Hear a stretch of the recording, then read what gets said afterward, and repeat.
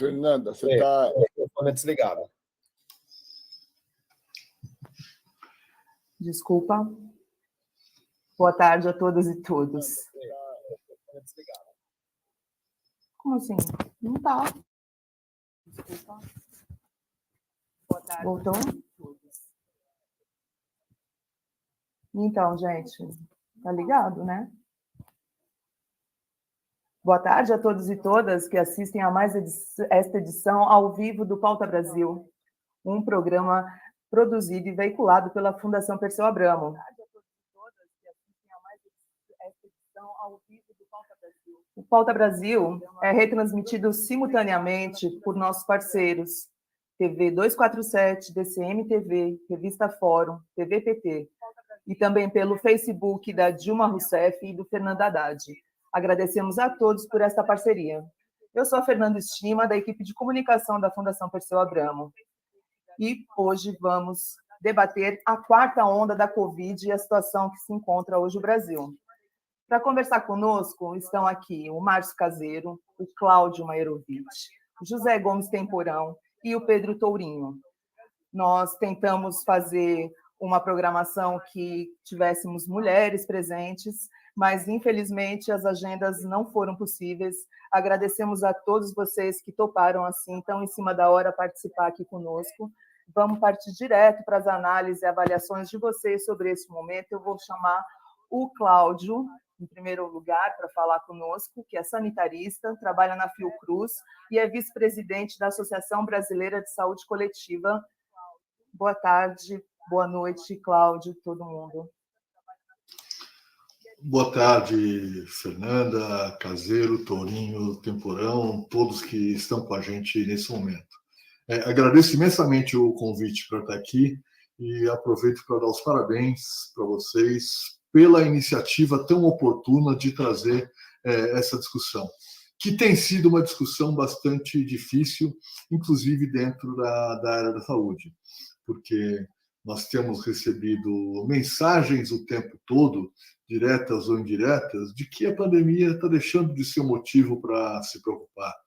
Temos assistido ao relaxamento das medidas de proteção e quase a um sumiço do tema Covid das principais pautas da mídia. No entanto, o que a gente tem presenciado e acompanhado, tanto os números como os relatos, e os relatos são muito importantes, muitas vezes os números não são tão confiáveis como relatos que a gente tem, é de que nós estamos vivendo um aumento importante na frequência de casos de Covid ao longo das últimas semanas, e isso não é surpresa para quem vem acompanhando o desenrolar dessa pandemia. Nós temos tido motivo para estar apavorados há 2 anos e meio. Aquilo que eventualmente as pessoas consideram como um cenário favorável, ou tendem a ter uma impressão de cenário favorável, ainda é um cenário em que morre mais de 100 pessoas por dia, o que é inaceitável. Assim, a gente às vezes fica um pouco ofuscado quando pensa que houve um momento da pandemia em que morreram 1.000, morreram 2.000, chegamos a 4.000 pessoas por dia. E a gente olha, não, mas 100 pessoas é pouquinho. Só para se ter uma ideia, antes da pandemia a gente se preocupava com diversas outras doenças, entre elas dengue, por exemplo. Nos piores anos de epidemia de dengue no nosso país, morria de dengue uma quantidade igual ao que morria de dengue em um ano, uma quantidade de pessoas que morre hoje em uma semana por Covid, 700 a 800 pessoas. Então, nós continuamos vivendo uma catástrofe. Eu não sei se a metáfora da onda é melhor ou não, mas ela está valendo. Nós estamos vendo um aumento importante da frequência de casos e, em geral, com uma pequena defasagem, 2, 3 semanas, vem também o aumento da frequência de mortes, e é o que já está acontecendo. Se não vale a metáfora da onda, certamente vale a metáfora do navio, para a gente pensar o que acontece com o navio enfrentando essas ondas. Nós estamos com o convés cheio de gente que está se segurando da maneira que pode. Cada vez que vem uma onda, uma marolinha que seja, cai um monte de gente. essa turma que caiu não volta nunca mais, infelizmente. E em muitos momentos o discurso oficial era de que é melhor salvar a carga do navio do que as pessoas. Então, se é para aliviar o peso do navio, deixa o pessoal cair, mas vamos segurar aí os contêineres, os granéis, aquilo que é de importância econômica. E para a gente entender um pouquinho aquilo que está acontecendo, eu acho que a gente tem que olhar para 3 coisas simultâneas. A primeira delas, e na minha opinião, a mais importante, porque ela pode ser mudada, é o relaxamento das medidas. Não há sentido algum num período em que começa a haver diminuição de número de casos, deixar de fazer aquilo que justamente levou à diminuição do número de casos. As metáforas também podem ser variadas, talvez a melhor seja do futebol. Na hora que o time conseguiu avançar e está perto do gol, eles, opa, já avançamos, vamos recuar agora, vamos para a retranca e não faz gol. Nós vimos coisas que começaram a funcionar por iniciativa de prefeitos, de governadores, de organizações da sociedade civil, embora contrariando a orientação do governo central, da presidência da República, em que as pessoas se protegiam, usavam máscara, evitavam aglomerações, quer dizer, tudo aquilo que todo mundo tem ouvido tanto desde o início. Entretanto, isso tudo parece que ficou para trás e boa parte das autoridades agora defende que não precisa de máscara nem mais em lugar fechado. Então, esse é um determinante importante. Um segundo determinante é que nós não podemos ter tranquilidade enquanto a gente não souber o que está acontecendo com um pouco mais de consistência. Desde o início, todo mundo que chutou o que estava acontecendo, dizia, não, agora vai parar, agora já pegou todo mundo, vai acabar. Não, esta variante foi a última, agora podemos ficar tranquilos. Todo mundo quebrou a cara. Então, nós estamos vivendo uma sucessão de variantes e podemos ter, já estamos nesse momento, uma variante nova, uma subvariante nova circulando, e podemos ter outras aí pela frente. Enquanto o mundo vive uma pandemia, é possível surgir nova variante a qualquer momento, que pode escapar da proteção da vacina, pode escapar, como tem escapado, da proteção de quem teve a doença anteriormente. E, por fim, uma outra preocupação. Nós começamos a vacinar os grupos mais frágeis, ainda que contra a vontade do governo, tardiamente, porque a gente podia ter começado 2 meses antes, isso teria economizado milhares de vidas, teria poupado muito sofrimento, mas nós começamos faz 2 anos e pouco. Quer dizer, as pessoas que foram vacinadas lá no começo, e que justamente pertenciam aos segmentos mais frágeis, se não tomaram os reforços ao longo do tempo, já perderam boa parte da imunidade. Então, infelizmente, a gente está prestes a começar a ver novamente um grande número de idosos internados, de pessoas com outras doenças, além do aumento que já está acontecendo em relação ao número de casos de crianças. Então, a composição desses 3 fatores, aliada, claro, à inexistência de qualquer medida oficial, de qualquer plano para enfrentar a doença, nos deixa num cenário tenebroso. E, infelizmente, é com ele que a gente tem que lidar, e acho que a gente não pode arrefecer as nossas iniciativas, e acho que essa aqui é uma iniciativa importante, como eu disse no começo, para que todo mundo que pode fazer alguma coisa tenha consciência do que a gente está vivendo. Isso não é um dado, isso é uma leitura de cenário que pode ser modificado. Acho que a grande mudança que a gente tem pela frente, infelizmente, ainda demora alguns meses, mas, infelizmente, também nós não teremos ainda saído da pandemia quando acontecer essa grande mudança. Então, a pior das hipóteses, acho que nós podemos voltar a recuperar a possibilidade de planejar, de enfrentar a pandemia no início do ano que vem.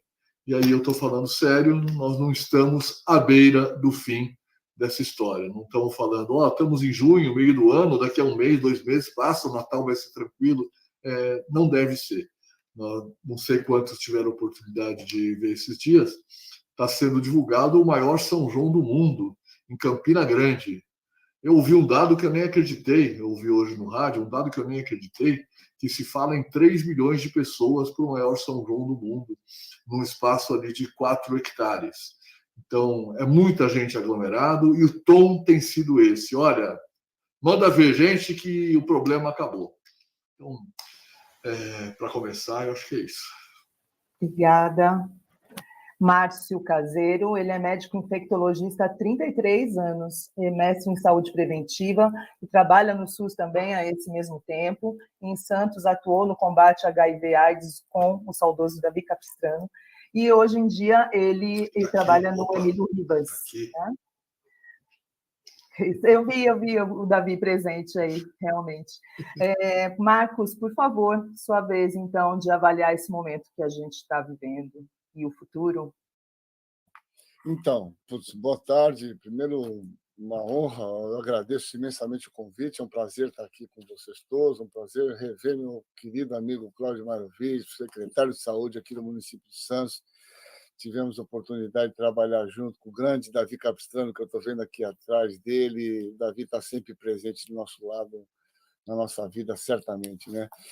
E nosso ex-ministro, José Gomes Temporão, Pedro Tourinho, uma honra estar aqui com vocês, a querida Fernanda, muito obrigado pelo convite. Vamos falar. Olha só, eu acho que essa situação, nós tivemos oportunidades, aliás, com o Davi, com o Cláudio aqui em Santos, né? Tivemos uma história maravilhosa e exitosa, que foi a história da epidemia do HIV/AIDS, que Santos certamente é uma referência. Tudo que aconteceu nesse país se iniciou aqui em Santos muito mais precocemente, mas essa epidemia que nós estamos vivendo do Covid é uma epidemia que tem características completamente diferentes. E eu acho que é importante a gente considerar algumas coisas que não podem ser esquecidas, e a gente tem que falar nisso cotidianamente, né? O Brasil tem cerca de 2,7% ou 3% da população mundial. 11% das mortes de Covid aconteceram aqui no Brasil. Com 2,7% da população mundial, 11% das mortes aconteceram aqui no Brasil. A China tem 17% da população mundial, não tem mortalidade nem 0,08%. Então, assim, alguma coisa errada nós fizemos.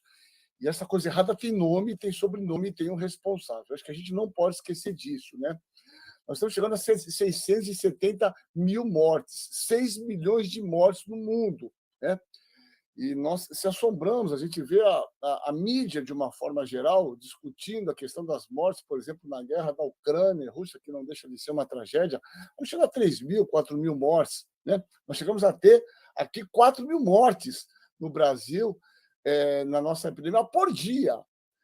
O Cláudio lembrou muito bem, as pessoas não têm ideia, talvez só para lembrar as pessoas que estão nos assistindo, sabe quantas pessoas morreram de dengue? E a Baixada aqui foi assolada por dengue historicamente, durante toda a epidemia de dengue no nosso país, quase vão 30 anos, mais de quase 40 anos, morreram 7 mil pessoas de dengue, na história da dengue, né? E a gente vislumbra. Essa doença chegou a matar 4 mil, está matando mais de 100. Atualmente, nos Estados Unidos, hoje, mata 300 por dia. Então, nós temos uma doença, uma epidemia em ascensão, que em nenhum momento se encerrou, né? Assustadoramente, se decretou aqui em São Paulo, nosso país, praticamente o fim da pandemia, com a tirada dessas restrições da utilização de máscaras em ambiente fechado, que é uma atitude inadequada, inoportuna, eleitoreira, sem nenhum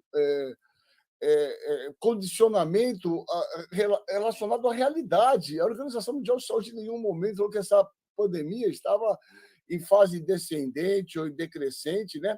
Muito pelo contrário. Nós estávamos observando a chegada dessa cepa Ômicron, que os dados mostram que deve ter surgido em torno de novembro na região da África do Sul e se expandiu com uma velocidade absurda, né? É uma cepa, essa Ômicron, que tem 34 mutações na região da espícula desse vírus, né? A região de fixação dos receptores da nossa célula. Isso confere a ela uma enorme capacidade de transmissibilidade e de infectividade. Ainda que nós temos observado uma diminuição de casos graves, e a gente vai falar rapidamente um pouco sobre isso. Então, veja, nós temos praticamente um outro vírus, né? Com características muito diferentes, que tem se disseminado de uma forma assustadora no nosso país. Ocorre que, e rapidamente, é, se disseminou no nosso país, de uma maneira oportuna, a questão dos testes de autotestagem de teste em farmácia. E eu posso afirmar para você que uma quantidade incomensurável de pessoas com caso positivo estão fazendo essa testagem, que acabam não entrando nas notificações oficiais. Então, né, se passa, eu acho que um pouco a ideia é que nós estamos numa situação tranquila. Muitos planos de saúde se recusando a fazer esses exames laboratoriais, né? As prefeituras se desmobilizaram e não dispõem desses testes. Então, o que a gente tem? As pessoas vão numa farmácia, esses preços baixaram, compram o autoteste, fazem o teste, dão positivo, se isolam, conversam com alguém, ficam isolados, e esse número simplesmente não entra em notificação oficial, ainda que esteja na bula desses autotestes, que as pessoas deveriam ligar para o número, e isso o governo deveria fazer um grande trabalho no sentido de fazer essa explicação da importância dessa informação. Então, veja, temos uma epidemia claramente ascendente no mundo inteiro, no continente europeu, na Espanha, em Portugal, na Europa, nos Estados Unidos, com aumento de internação.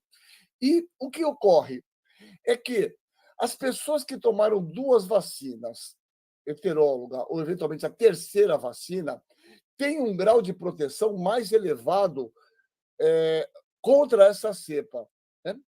E o que a gente observa é que as pessoas que estão de maior risco nesse momento são, novamente, as pessoas do grupo mais vulnerável, acima de 60 anos. É o que a gente tem visto internado.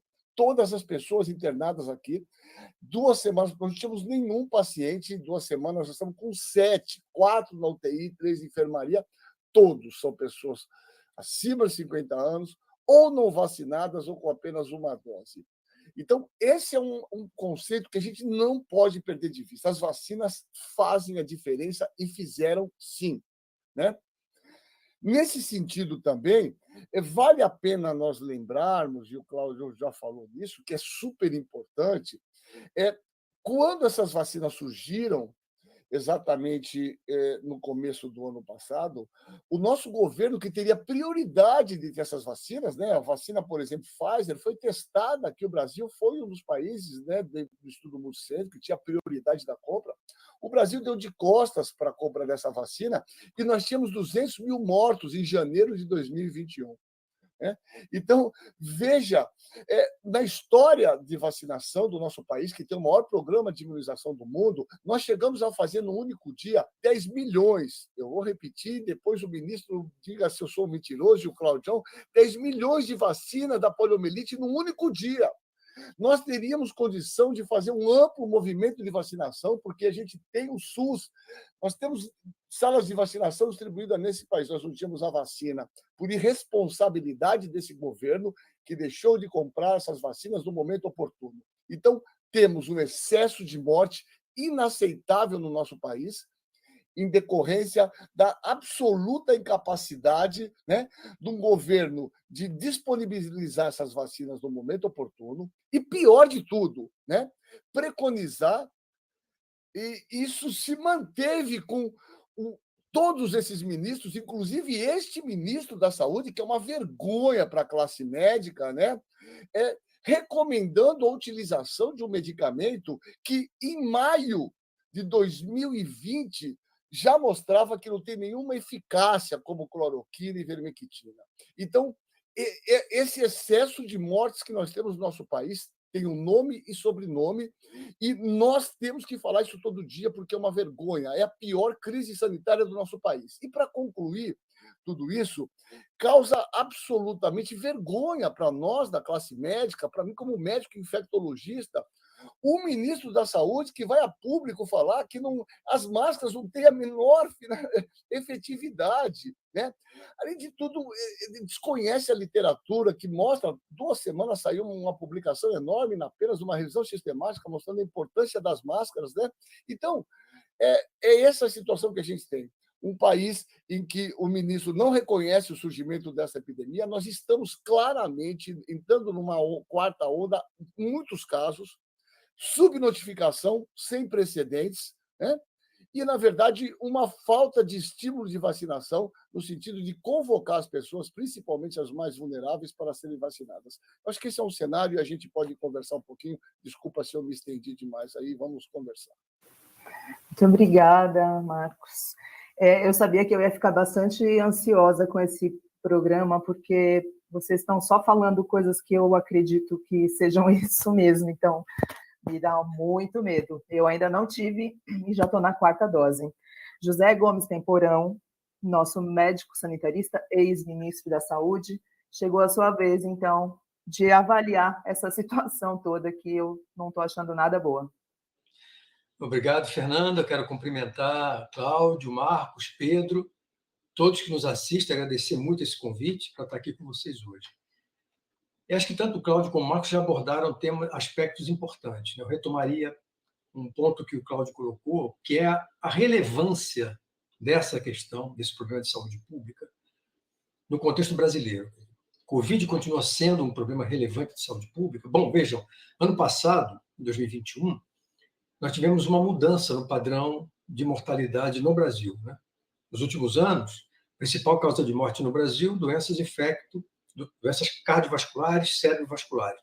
Segunda causa de morte, neoplasias. Pois bem, em 2021, as neoplasias caíram para 3º lugar porque mais de 660 mil óbitos até agora da Covid-19 fizeram com que as doenças infecto-contagiosas ocupassem o 2º lugar. E, neste momento, a doença continua, sim, sendo um problema relevante de saúde pública de qualquer ponto de vista, sendo pelo fato que as pessoas continuam adoecendo e continuam morrendo, seja pelo fato de que muitas delas ainda, sem que a ciência nos dê uma abordagem mais segura, que é a da síndrome pós-Covid, né? Que coloca uma pressão sobre o sistema de saúde muito importante.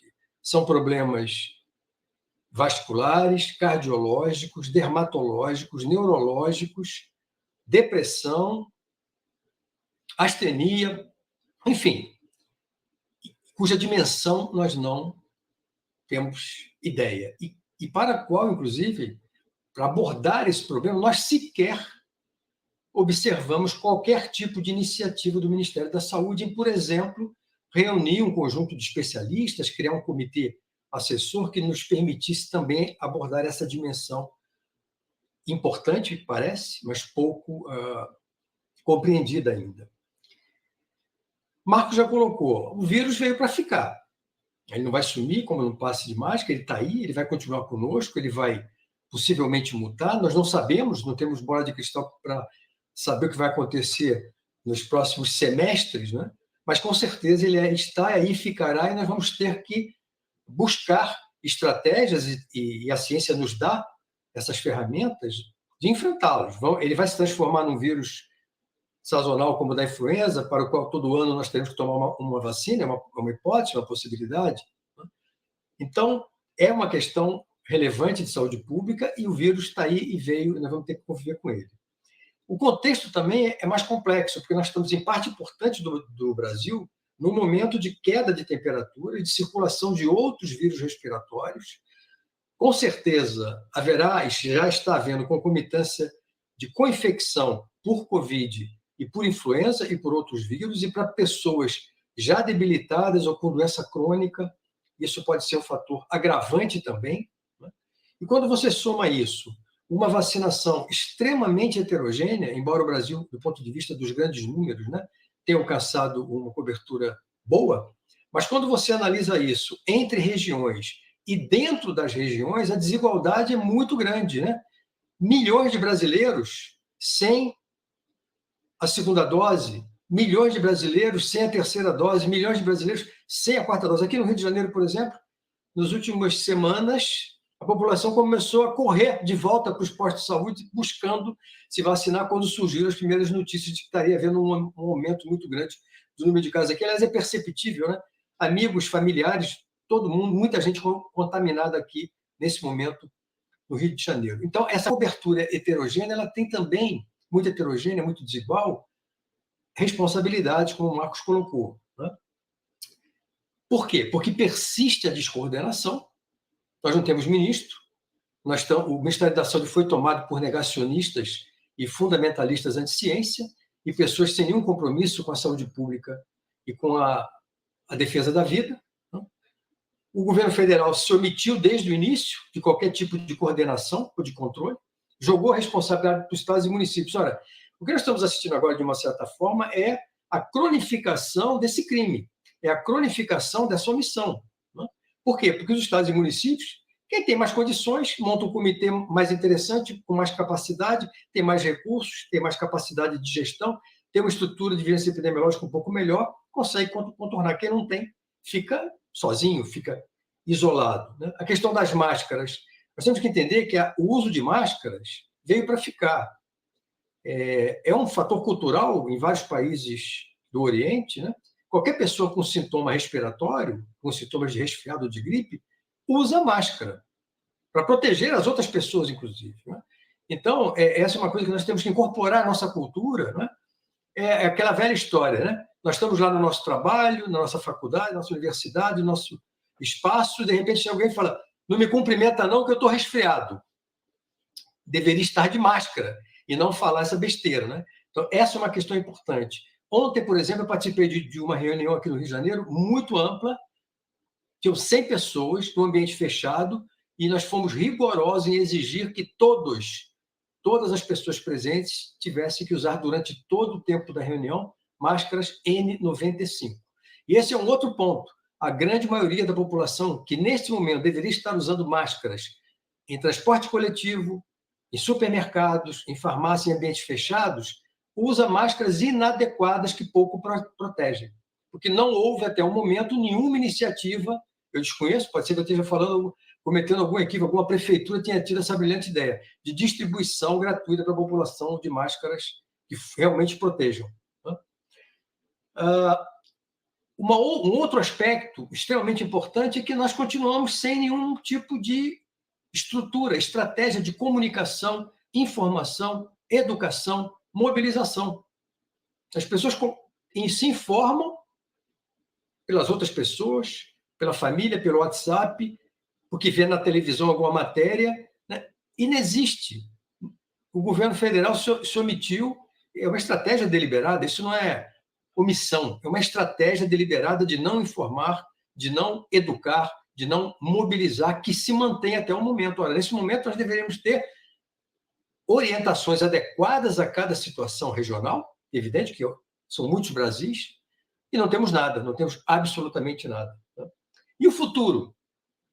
Nós todos sabemos que a possibilidade de que doenças desse tipo, né, novas doenças desse tipo surjam, pela questão da destruição ambiental, pela questão da entrada cada vez maior do homem na floresta amazônica, por exemplo, que está sendo diligentemente e cotidianamente destruída por indução do presidente e de sua equipe, né? Nós deveríamos estar nos preparando há muito tempo já para uma estrutura, né, de vigilância epidemiológica, genômica, talvez, quem sabe, né, construir no Brasil uma coisa como o CDC americano, uma estrutura mais potente, né, mais qualificada, mais adequada, e nos preparar para futuras situações de vulnerabilidade e de fragilidade que possam impactar de maneira importante o sistema de saúde brasileiro. Então, essa é a situação hoje. Há realmente um aumento extremamente importante do número de casos em várias cidades, em vários municípios. Nós temos que voltar a usar máscaras em ambientes fechados, isso é extremamente importante, e nós temos que nos vacinar. Quem ainda não tomou a dose para a qual a sua faixa etária e a sua situação de saúde indica, deve tomá-la imediatamente. Né? Então, as vacinas, ao mesmo tempo, demonstraram sua grande eficácia de proteger contra doença grave e morte, mas, ao mesmo tempo, a heterogeneidade na cobertura e a ausência absoluta de qualquer tipo de estratégia de mobilização, educação e informação nos colocam também numa posição mais vulnerável. Obrigada, Temporão. Olha, o Pedro Tourinho, ele também é médico sanitarista e professor de medicina lá na PUC de Campinas. Pedro, boa noite, muito obrigada pela sua participação. Faça, então, aí o uso do seu tempo para falar qual a análise que você está fazendo dessa conjuntura, desse momento, e também, assim como os demais, as perspectivas do futuro. Maravilha. Bem, Fernanda, boa tarde. Boa tarde ao Cláudio, Marcos, Temporão. Uma honra para mim estar aqui participando de um debate com figuras tão relevantes na saúde pública brasileira, né? Figuras que tiveram aí a sorte de poder aprender com gente feito o Capistrano e outras figuras brilhantes que construíram essa obra, que é o Sistema Único de Saúde no Brasil, né? E eu quero começar, primeiro, referendando, concordando com tudo que vocês colocaram aí a respeito da perspectiva de futuro que se apresenta e de presente. Nós estamos na óbvia vigência de uma intensa onda da pandemia. Todos nós aqui estamos cercados de gente que nos informa cotidianamente que estão com Covid, que adoeceram com Covid, gente que não tinha pegado até agora, aos montes pegando, porque foi justamente o momento em que todo mundo baixou a guarda, e aí as pessoas que tinham se preservado, a minha mãe é um exemplo disso, inclusive, semana passada estava com Covid, felizmente está bem, né? E em todo lugar é isso que a gente está vivendo. E também eu trabalho na atenção primária, trabalho em urgência e emergência, a gente voltou a ver, infelizmente, os contextos em que a gente tem a internação de pacientes, né? Isso cada vez mais vem acontecendo, né? O Marcos falou bem, a gente está vendo que o padrão, o perfil do paciente que tem sido internado nesse momento são os pacientes com contextos de adoecimento já prévios, né, com as comorbidades, geralmente pessoas muito idosas ou que têm algum comprometimento do sistema imunológico. Então, mudou o perfil das internações, ou pessoas não vacinadas de todas as idades, inclusive crianças que estão, né, na faixa etária em que ainda não se vacina, o que é muito dramático, muito preocupante. Mas após fazer essa confirmar isso tudo que a gente colocou, eu queria complementar as falas aqui, dizendo que nós estamos diante de um certo dilema do ponto de vista civilizatório, do ponto de vista, né, da sociedade. A gente está sob o governo, né, de um agente que realmente fez todas as apostas possíveis e imagináveis equivocadas, né, apostou em desinformar a população, apostou na tal da imunidade de rebanho, contribuiu de forma direta, inequívoca, dramática, para que a gente tivesse um dos piores resultados do planeta, do ponto de vista da quantidade de pessoas mortas e sequeladas por Covid-19 no mundo, né, isso no planeta inteiro.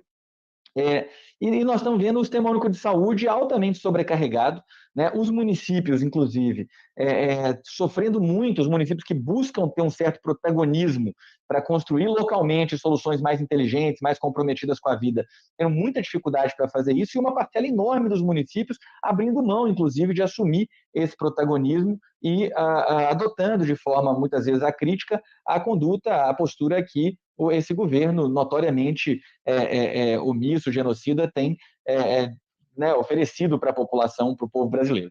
E isso coloca a gente num dilema, porque, vejam, a gente está, além disso tudo, além de estar na vigência desse governo, nós estamos sob a vigência da emenda constitucional número 95, que é a PEC do teto, a emenda constitucional do teto, que tem estrangulado o Sistema Único de Saúde e as outras políticas sociais desse país de forma sistemática desde o ano de 2017. A gente está perdendo bilhões e bilhões de reais que poderiam ser investidos na estruturação do Sistema Único de Saúde, né? O ex-ministro Temporão falou aqui, poderíamos construir uma estrutura mais robusta de vigilância epidemiológica no país, talvez construir uma instituição como o CDC, seria maravilhoso, né? A gente ter uma instituição com esse perfil, com esse tipo de compromisso com a identificação precoce, o desenvolvimento tecnológico e científico desse campo no Brasil, mas o fato é que nada disso vai acontecer se a gente não refizer um certo pacto nacional que compreende, que reafirma a concepção de que a saúde vai ser um direito da população e de que todas as vidas têm valor equivalente, devem receber esforços equivalentes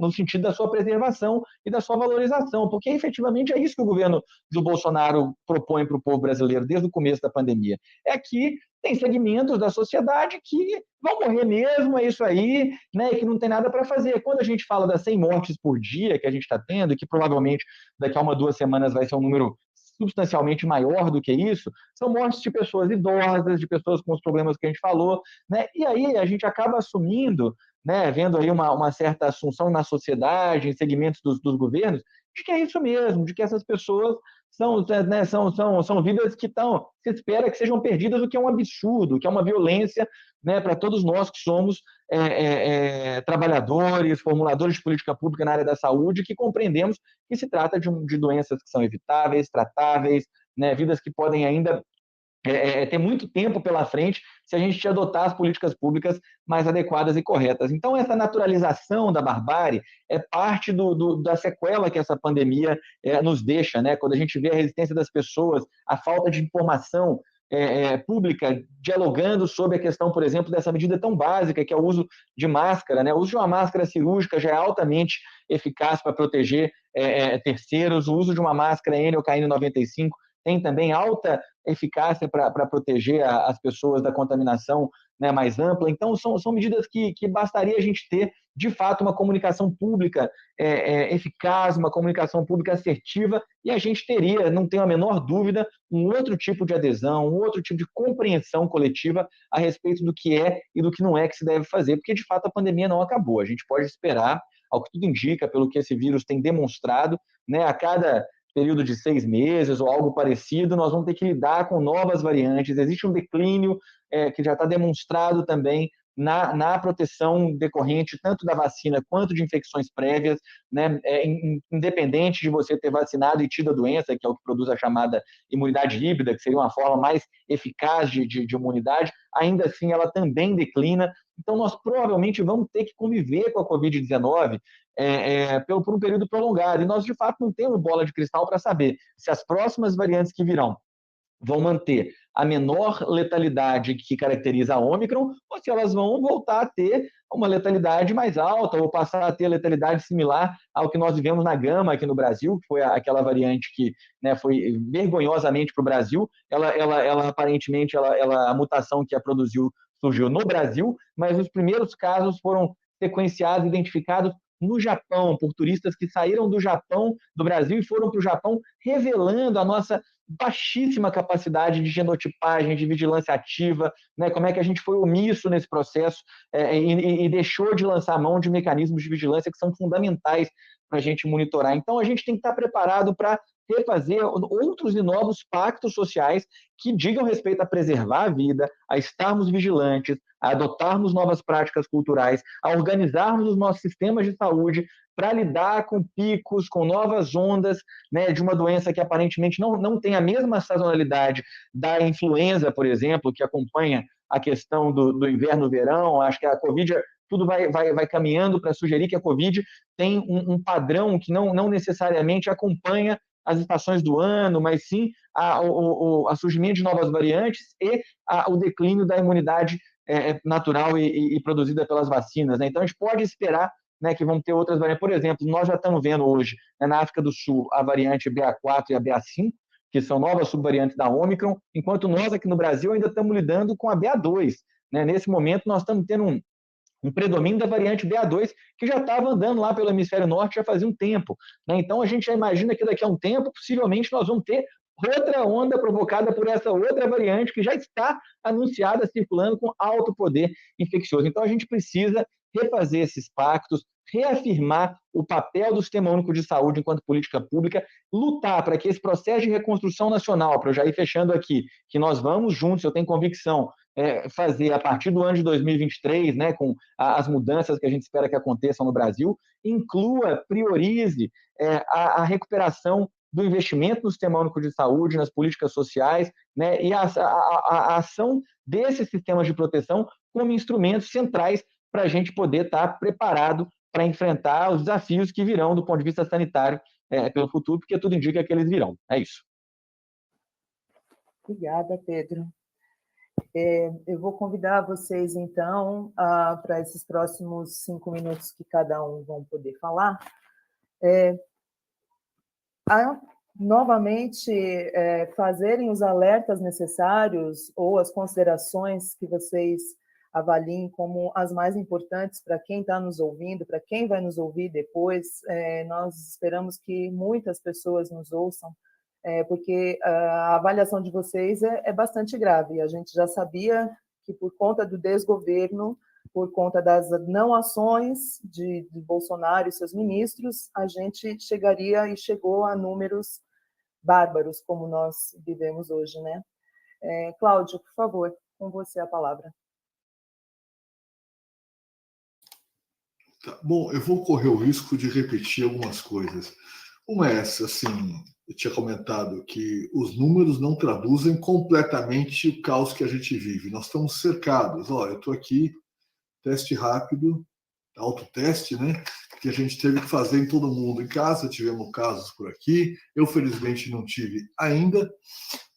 No trabalho, um monte de gente. Felizmente, esse pessoal mais próximo está vacinado com todas as doses que teve direito. Eu perdi amigos durante essa pandemia, certamente todos aqui tiveram parentes, amigos internados e mortos. Então, a situação é gravíssima.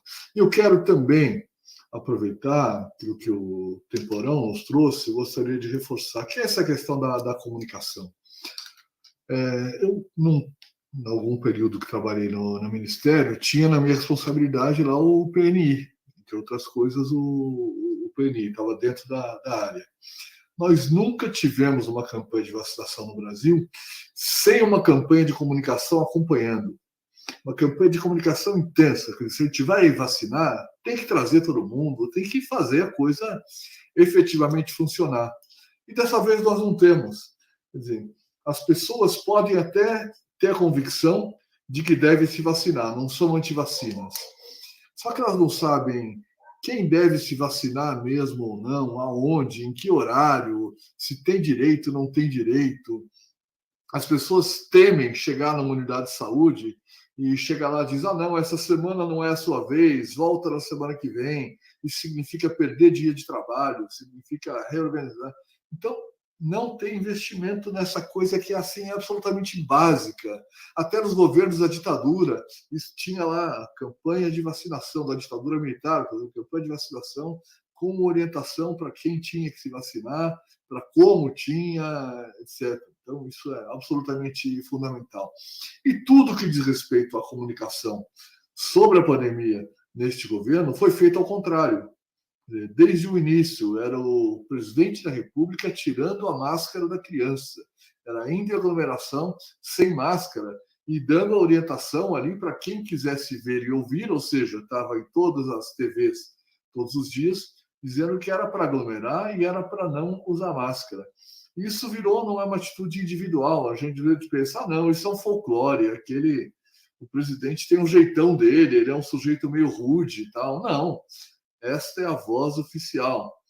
Se a gente teve, eu nem lembro quantos milhões de votos o sujeito teve na última eleição, mas uma parte desses que votaram ainda acredita nele e segue as suas orientações. E quando se trata de seguir essas orientações para o comportamento frente à pandemia, isso significa transmitir mais, se expor mais e ter como consequência mais sofrimento e mais morte.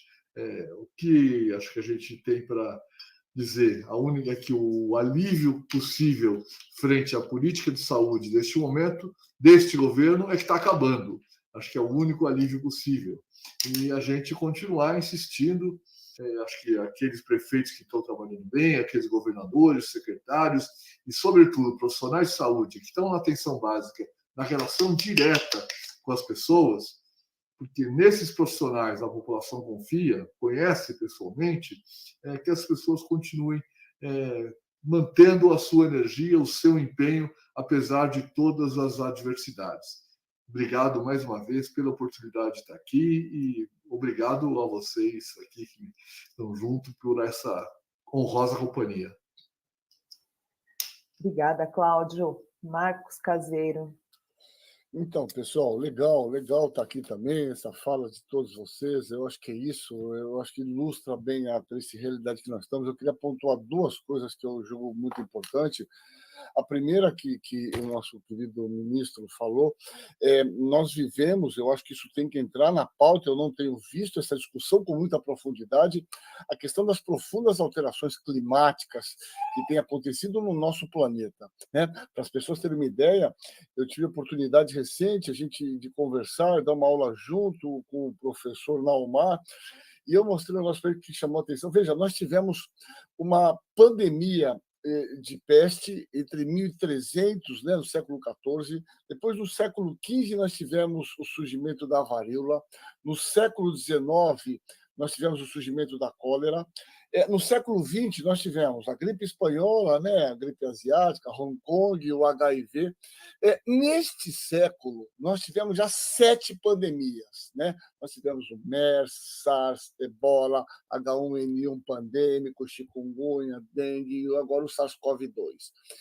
7 pandemias no período de 20 anos, e certamente isso tem de se expandir. Nós observamos aí o monkeypox, né, a varíola do macaco. Nós entraremos num circuito de expansão de doença infecciosa porque o homem está deslocando, né, alterando a questão dos focos naturais dessas doenças. Isso certamente nós podemos ter certeza da expansão disso. Eu espero tremendamente, nesse contexto, que o Brasil, certamente com novos ares, pense, isso já foi uma sugestão que eu dei, para que a gente crie um centro de controle de doenças, junto com todos os laboratórios de excelência, que a gente faça um monitoramento dessas viroses emergentes e doenças emergentes do mundo. A gente tem que ter um monitoramento. Nós temos os maiores epidemiologistas do mundo, virologistas, são aqui do nosso país.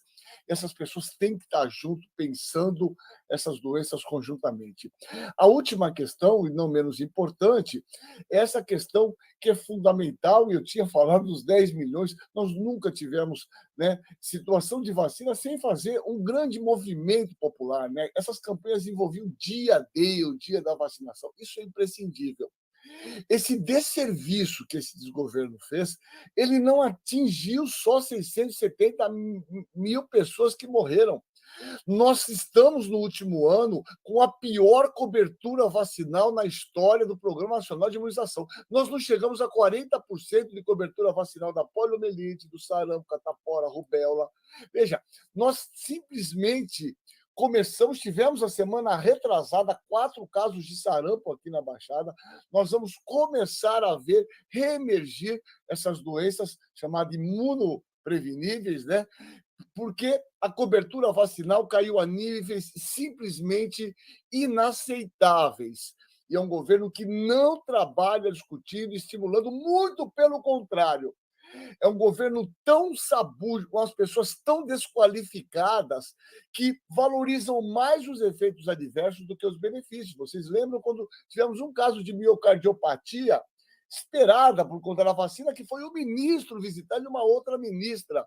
Né? E eu não vi em nenhum momento esses caras irem visitar as pessoas internadas por conta do Covid.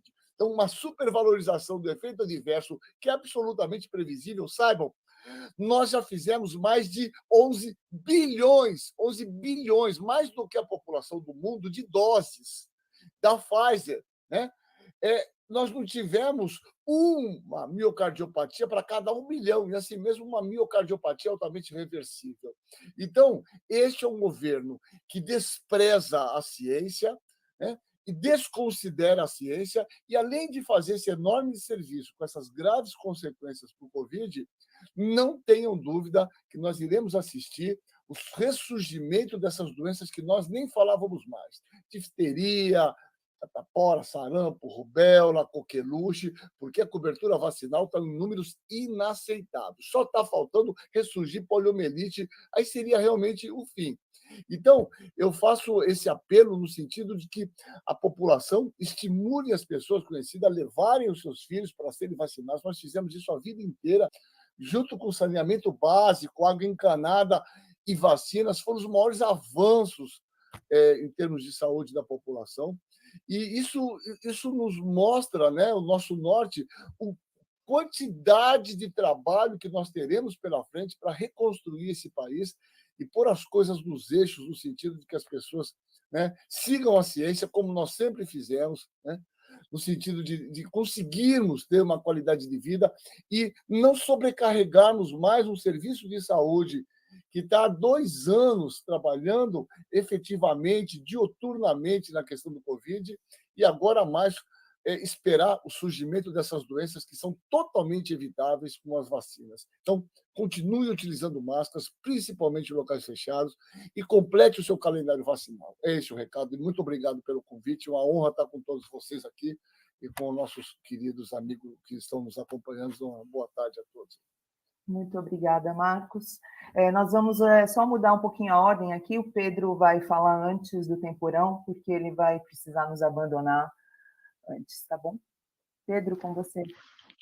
Obrigado, Fernanda. Eu tenho que abandonar justamente porque eu vou para o plantão aqui, viu? Plantão em hospital de linha de frente, enfrentar aí a sobrecarga que está sendo nos serviços de saúde por essa imensa onda de novos casos, né? Eu acho que a gente aqui já tratou de tudo um pouco. Eu gostaria primeiro de dizer da minha honra também de ter conversado aqui com essas figuras tão importantes da saúde pública brasileira, de falar que a gente não pode, sob hipótese alguma, amenizar, minimizar o estrago que foi feito no Sistema Único de Saúde, na saúde do povo brasileiro. O próximo ciclo que nós vamos ver é um ciclo de reconstrução. Nós vamos ter que recuperar o diálogo com os municípios que estão absolutamente sobrecarregados de demanda, de tarefa, de despesas por conta da perda de investimentos do governo federal, né? Foram muitos bilhões de reais a menos enviados para municípios, o que significou, por exemplo, redução do horário de funcionamento de unidade básica de saúde pelo Brasil afora, né? A gente fala de melhorar a cobertura vacinal e a gente tem que lembrar que a maior parte das pessoas vacina seus filhos nas unidades básicas de saúde e que essas unidades básicas estão sem recursos humanos, sem gente lá trabalhando, fechando mais cedo, reduzindo os períodos em que as vacinas estão sendo aplicadas por falta de pessoal.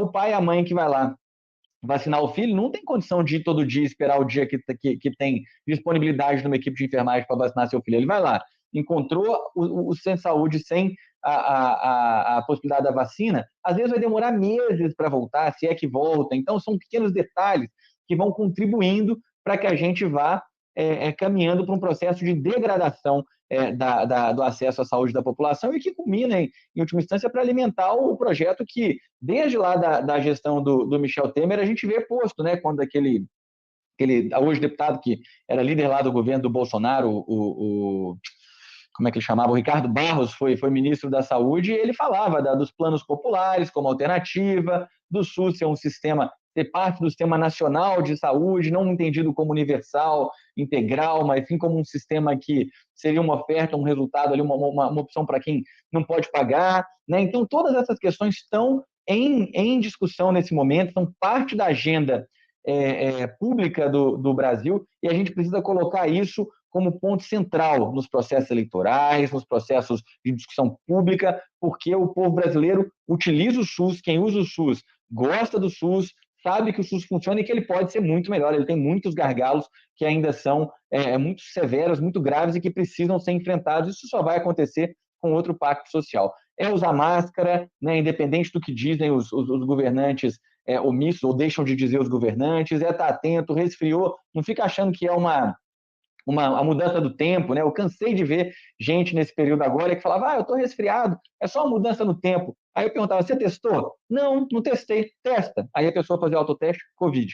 Né? Não pode assumir isso. Nesse momento, o SARS-CoV-2, né, a variante Ômicron, é a variante, o vírus mais prevalente em circulação nessas doenças respiratórias, né, de vias aéreas superiores. Está cada vez mais alta a taxa de positividade nos equipamentos, então nós estamos realmente com muitos casos, e aí não tem conversa, tem que isolar, tem que proteger, para que a gente possa proteger as pessoas que são mais vulneráveis, que não vacinaram, as pessoas que podem, de fato, perder suas vidas, ter sequelas, né? Esse é o esforço que nós temos que fazer, porque, feito eu disse, a gente tem que preservar a vida, essa é a nossa luta, é para isso que nós nos formamos médicos, profissionais de saúde, né?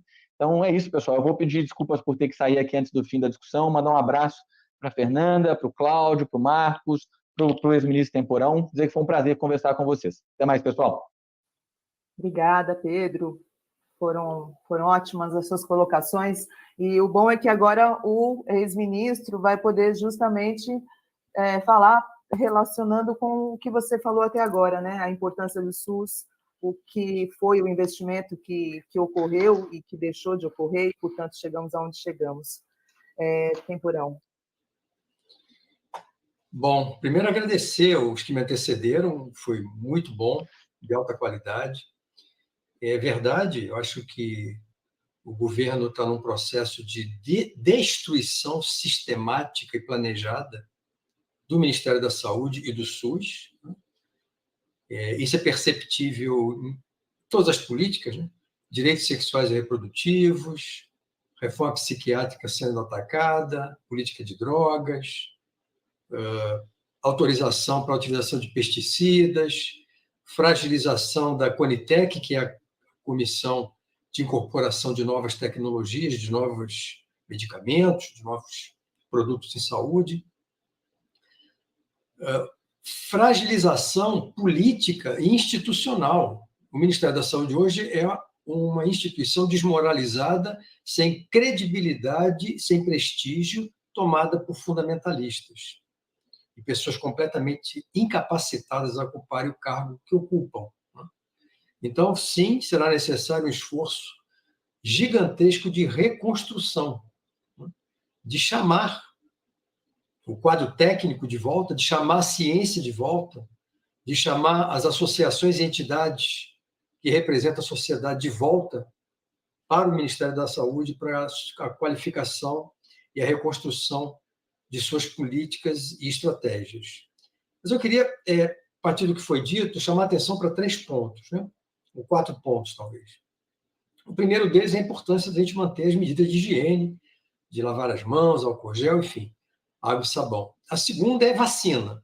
O Marcos lembrou aí, muito bem lembrado, né? No passado, nós fizemos, sim, no único dia, no domingo, Dia Nacional de Mobilização contra a Paralisia Infantil, vacinávamos mais de 10 milhões de crianças num único dia. Eu, quando ministro, me lembro que tive numa das Assembleias Mundiais da Saúde, eu estava conversando com um ministro de um país europeu e contava esses números, ele ficava absolutamente estupefato, né? Não é possível. Sim, é possível, a gente faz isso. A gente faz isso na região amazônica, a gente faz isso nos contextos metropolitanos, nas periferias, nas áreas rurais, a gente faz isso em todos os lugares. A cobertura vacinal vem caindo. Uma das responsáveis é exatamente a fragilização política do PNI. O PNI está no seu 5º coordenador de 2018 para cá. Ninguém consegue ficar lá, porque você trabalhar coordenando um Programa Nacional de Imunizações da tradição e qualidade do PNI neste governo, eu entendo que seja extremamente difícil. Em 2010, viu, Marcos? Em 3 meses, nós vacinamos 90 milhões de pessoas contra o H1N1. Então, veja só, a performance brasileira foi brilhante na cobertura vacinal do início de 2021 até hoje? Não. Se você considera esse período, ela foi sofrível. Foi sofrível por quê? Porque o governo não comprou vacina e desestimulou a vacinação de maneira deliberada. O garoto propaganda contra a vacinação cotidianamente era o presidente da República. Agora ele passou a bola para o ministro de plantão. Então, nós tivemos uma cobertura, alcançamos sim agora uma cobertura boa, mas se você olha o período que nós demoramos para alcançar essa cobertura, 2 anos praticamente, é ridículo. Nós vacinamos aí, no passado, milhões de pessoas. Nós fizemos uma campanha, Marcos, contra a rubéola, síndrome da rubéola congênita e rubéola, que é uma campanha difícil, porque ela pegava o quê? Adultos jovens, ali na faixa de 18 a 40 anos. Nós vacinamos 50 milhões de pessoas em alguns meses. É só querer fazer, se dedicar, porque expertise o PNI tem. Então, para quem está nos ouvindo, se você ainda não se vacinou, está com o seu calendário de vacinação contra a Covid-19 atrasado, se vacine. Se você não tomou a vacina da influenza, a cobertura está muito baixa, baixíssima. Tome, você pode tomar no mesmo momento, Covid e influenza, sem problema nenhum, não há nenhuma contraindicação. Segundo, máscaras. Não tem jeito. Sai de casa, bota a máscara na bolsa, bota a máscara no bolso. Entrou em algum lugar fechado, coloque máscara. Tem aglomeração na rua, coloque máscara. Tem sintoma de síndrome gripal, de resfriado, coloque máscara e vá se testar.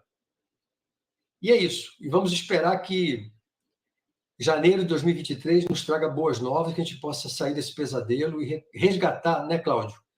A saúde pública de Davi Capistrano, de Sérgio Aroca, de Ezio Cordeiro, de tantos outros gigantes que nos ajudaram a chegar até aqui. Obrigado pelo convite, um grande abraço para todos que nos assistiram até agora. Olha, muito obrigada a vocês 4. foi muito esclarecedor. Eu volto a dizer, assistam o programa, ouçam o que esses especialistas que estiveram conosco aqui hoje disseram. A situação não está tranquila. E, para fechar, eu não poderia deixar de dizer, já que vocês próprios colocam a questão ambiental como uma questão importante no contexto disso tudo, o ministro citou a Amazônia como um exemplo de possibilidade de fazer acontecer as coisas. A gente não pode encerrar esse programa sem perguntar aonde estão o Bruno Pereira e o Dom Phillips. Em honra a toda essa questão que nós lutamos há muito tempo, a gente faz essa pergunta e exige essa resposta. O Pauta Brasil volta na segunda-feira, às 17 horas. Na segunda, o debate vai ser sobre a Cúpula das Américas e os desdobramentos deste tema aqui para nós. Muito obrigada, nós voltaremos, nós teremos que falar mais sobre a Covid com vocês. Agradecida demais de estarem aqui conosco hoje. Um bom final de semana para todos. Usem máscara, não se aglomerem, por favor. Não vamos voltar tantos passos atrás. Obrigada. Obrigado, bom fim de semana. Abraço para todos. Abraço.